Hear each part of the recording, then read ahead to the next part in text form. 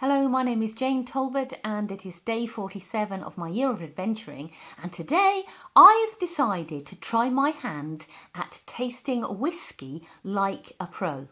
The reason I'm a little bit excited about this is yesterday I had a penny dropping moment, and that is through my wine tasting, chocolate tasting and coffee tasting adventures I've realised one massive thing, and that is I hardly ever use my sense of smell. And in using my sense of smell, it has opened up a whole new aspect to my experience, a whole new way of experiencing what I eat and what I drink. So I'm a little bit excited.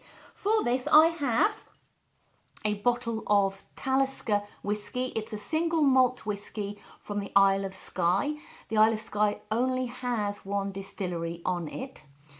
I've poured a little whiskey into a glass. Now, ideally, according to my research, I should be using more of a schooner type sherry shaped glass. This is the best I've got, I'm afraid. And stage one is to look at the colour, to describe the colour of the whiskey. I'm also quite excited because there seems to be a bit of an invitation to be quite creative and poetic in my description. So I'm going to go the whole hog. So here's my paper. Here's the whiskey. Okay, for me that is deep amber. That's the colour for me of Manuka honey. The colour of autumn turning leaves. Yeah, that feels good to describe something I don't usually like in such a positive way. Next stage is, and I have got a bit of a checklist to help me out.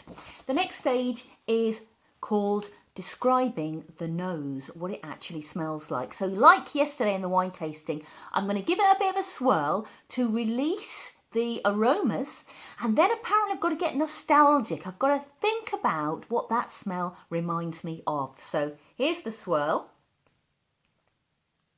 and let's get my nose in there. I might have to do that several times, but I actually like it. Funnily, compared to the wine yesterday, which was a real hit of alcohol, it's not like that at all. This is kind of smoke, peat, salt, smoked mackerel.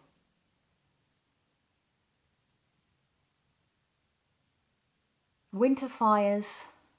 I can even describe kind of a length of smell. It goes to the back of the throat and then it warms it gently like the embers of a fire. It's nothing harsh about it at all, which is really interesting because normally when I drink this, it feels like a completely harsh experience. Yeah, smoke and peat would be the predominant thing, winter fires. There's nothing else at the moment. Yeah, sorry, there is. Let's just go for it. Sorry to have to mention this. Men's urinals. Sorry.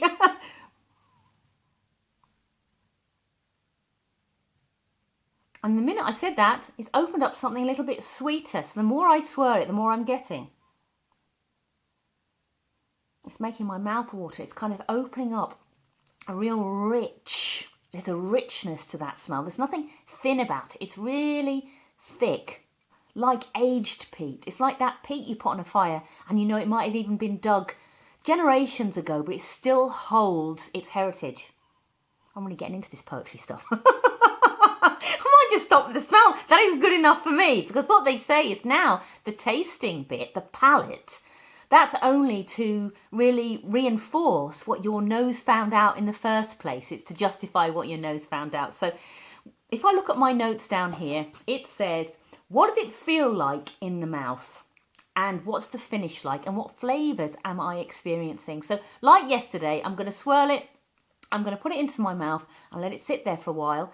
Then I'm going to swallow it and experience the aftertaste and describe what it's like.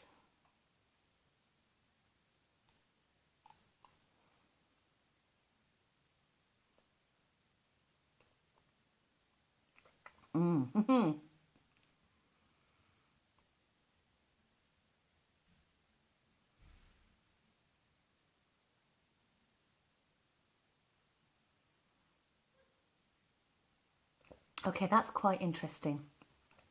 So for me, it was a kind of a gentle introduction. So in terms of revealing its structure, quite gentle. It's like I'm warming myself around this fire, and then suddenly, very brashy, brassy, in your face kind of gal, I would say. The smell was very alluring. That is pretty harsh. It's a bit like Listerine. It's like a mouth rinse. It doesn't feel very elegant. There's nothing particularly soft about it. The aftertaste, the length of it, very long, but it's like, actually the aftertaste is nicer than the direct experience of it. It's like, again, back to the embers of the fire, and you can stand maybe a metre away from the fire and still get the heat and really enjoy it. And that aftertaste is the equivalent of standing a metre away. So for me, the smell's really great. The aftertaste, the length, is really great. The direct experience itself is not so great. If it had any flavour, I'm not sure about what it is. I'm going to try it again.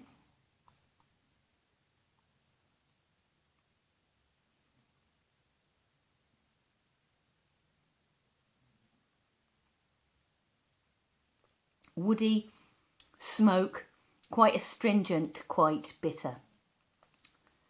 What does it remind me of? A little bit medicinal, I suppose. There's something citrusy about it too. But the wood and the smoke are quite dominant, still peat. Now apparently, if I add water, it will open up the flavours even further. So I'm going to do that. Now it's watered down a bit. I'll swirl it. And I'm going to repeat now.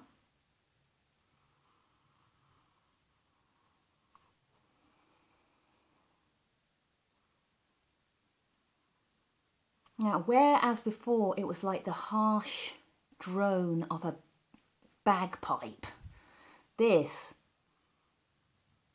is like a song. This is a gentle courtship song. I love this poetry thing.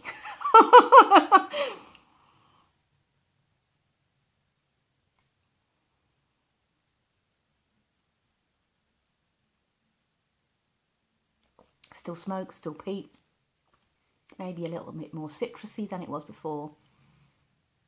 A lot gentler in the mouth. And I think watering it down allows the flavours, the malty, peaty, smoky, it's like burning leaves on a fire. You get the whole experience. You can see it, you can warm yourself by it, it's entertaining, you want to sit by it. That I want to have in my mouth. It doesn't burn at all. It's really quite pleasant, and the brassiness of it has gone.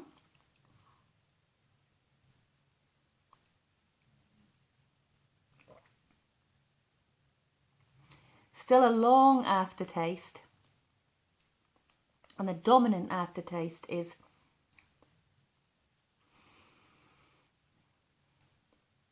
smoke.